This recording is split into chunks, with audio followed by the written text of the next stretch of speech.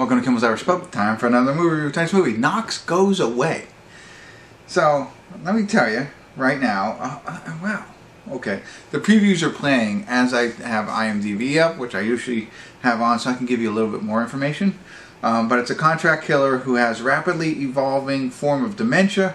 He is offered an opportunity to redeem himself by saving the life of his estranged adult son. Okay? Alright. Doesn't catch me. You know, if somebody just said, hey, this is what the movie's about, like, alright, I'll get to it. But, looking at the cover art, you see Michael Keaton. Alright? Pretty cool. I'm watching it. No doubt. And then, as I said, the trailer was going, I see Al Pacino in the trailer. Wow. Okay. I don't listen to it, watch it. I just happened to do that when I was preparing to watch this, or record this. Like, oh, okay. Who else is in it?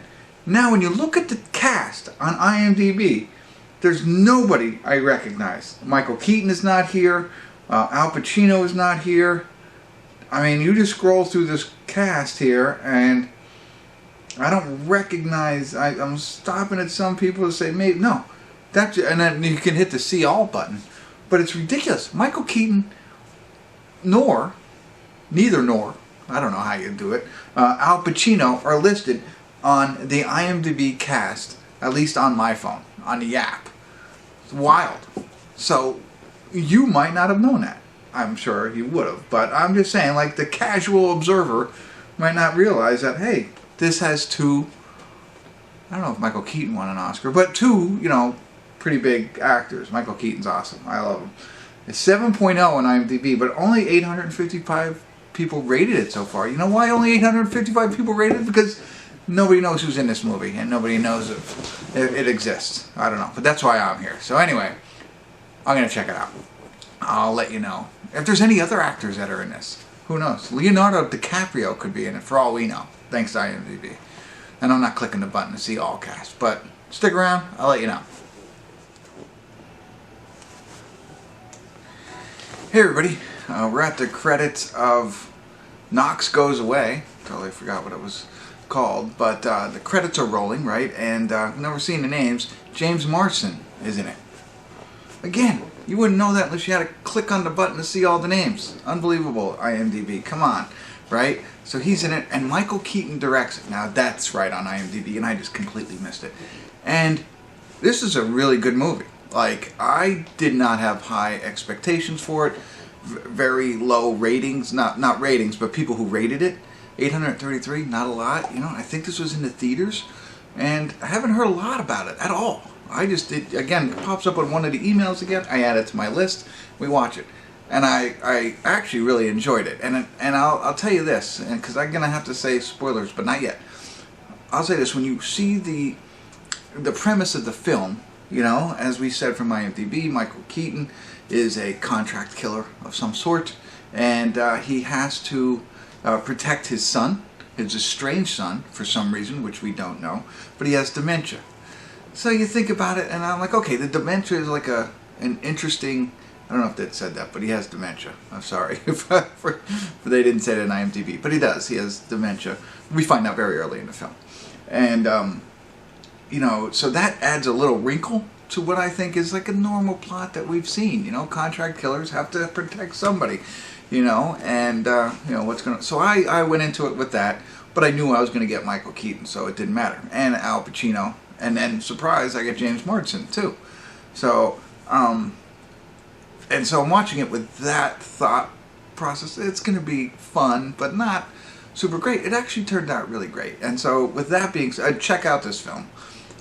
If you like the premise of it, you'll really enjoy it, I think. And I'll tell you why a little bit more, but I have to talk openly about it. That's all you're getting from me from, hey, go check it out. I know it's not a lot, but it's more than meets the eye. I mean, IMDb does a bad job of telling you, well, I think the synopsis is right in this case, but who's in it, right? So, that's it. That's all I got. Spoiler alert, spoiler alert, spoiler alert. I apologize. I can't talk anymore about it. And I'm not going to ruin the... Well, I don't know. Spoiler. If you haven't seen it yet, go check it out. Or if you don't really care, check it out. Excuse me. Like I said, I thought the dementia twist was interesting. on what they decided to do, but very, very sad. Just watch somebody go through this and everything like that. So that's hard. That's an emotional challenge, that aspect of it. But I immediately thought to myself, you know, once we know what's going on, right? So we know what happens with his son, but how many different ways can you cover up murder, right? And, you know, we've seen films for how many years now where they do that, and it's really interesting, and, you know, wow, I didn't even think of that. This was a brand new creative way to do what they did. And I you know, so that's why I really enjoyed this film. It was a new something new. You know, and things that you could do here and there, like we've seen in other films, but so add in the fact that it's a contract killer protecting his son, and that he's got to do something to just, you know, to cover up a murder. Okay, that's cool all on its own, right there. And you have to be creative in something original that we haven't seen before. Okay, check. And now throw in the dementia check, the piece of it, which doesn't play a huge role in the entire plot, but it plays a huge role in the storyline. I don't know if that makes sense, but they didn't need to use dementia to get out of anything, is what I mean. Like, sometimes you use time travel to get out of everything. That's what a lot of people use.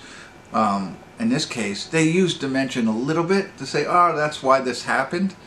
But in the end, that wasn't a big piece. They didn't need that to solve this film or to make a good ending.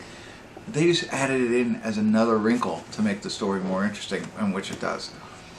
There you go. That's what I got. So yeah, definitely a 7 for me. I felt it was a little long, and I think that way because of the weeks that he had to go through this, you know, and watching the deterioration of him right up until the end.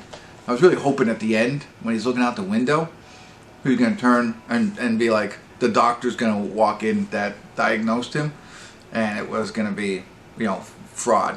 And so he just goes away, but he really didn't have dementia. He just paid that doctor off. I don't know. I thought about that, but I don't need to change it. Keep it the way it is. Sorry, I have something in my teeth. But there you go. Check it out. Absolutely. A little under the radar, I think. Worth a watch. Hopefully I was helpful. Thanks for tuning in. Kimmel's Irish Pub.